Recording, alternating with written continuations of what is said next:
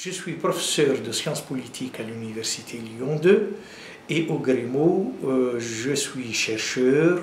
Je travaille essentiellement sur l'histoire des idées politiques et religieuses dans le monde arabe, en rapport avec mes enseignements à l'université sur la civilisation arabe, l'histoire des institutions politiques, mais aussi à l'université j'enseigne l'étude comparée des religions, les relations internationales.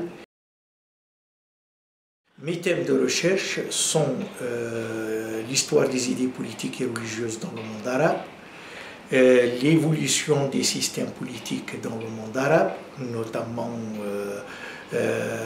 depuis les indépendances et plus récemment avec ce qu'on a appelé les printemps arabes. Et j'ai dirigé un programme de recherche sur la démocratie et la religion dans le pourtour méditerranéen. Alors j'étudie particulièrement la Tunisie, le Maroc, l'Égypte, mais dans une perspective comparative avec ce qui se passe dans le reste du monde musulman et avec ce qui s'est passé et se passe en Europe. J'ai publié en rapport avec mes recherches Islamisme, laïcité et droits humains, paru dans une première version en 1992 et dans une deuxième version actualisée en 2012 en Tunisie. J'ai intitulé l'ouvrage « Les voies de l'islam, approche laïque et défis islamiques » publié dans la collection du CRDP de Franche-Comté et chez le CERF.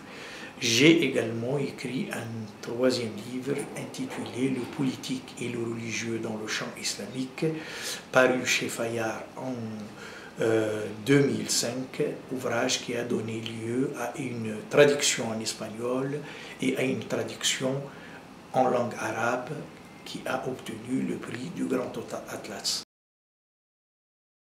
C'est en rapport avec une trajectoire personnelle qui est liée à mon activité, mon implication politique.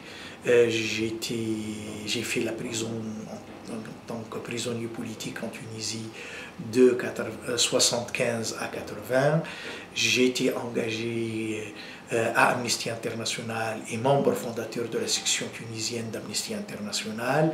Mon engagement en rapport avec la question de la laïcité et des droits humains m'a conduit à travailler sur les questions du rapport entre le politique et le religieux, que j'ai approfondi et élargi donc à une approche comparative de cette question dans le monde arabe et musulman et dans le reste du monde.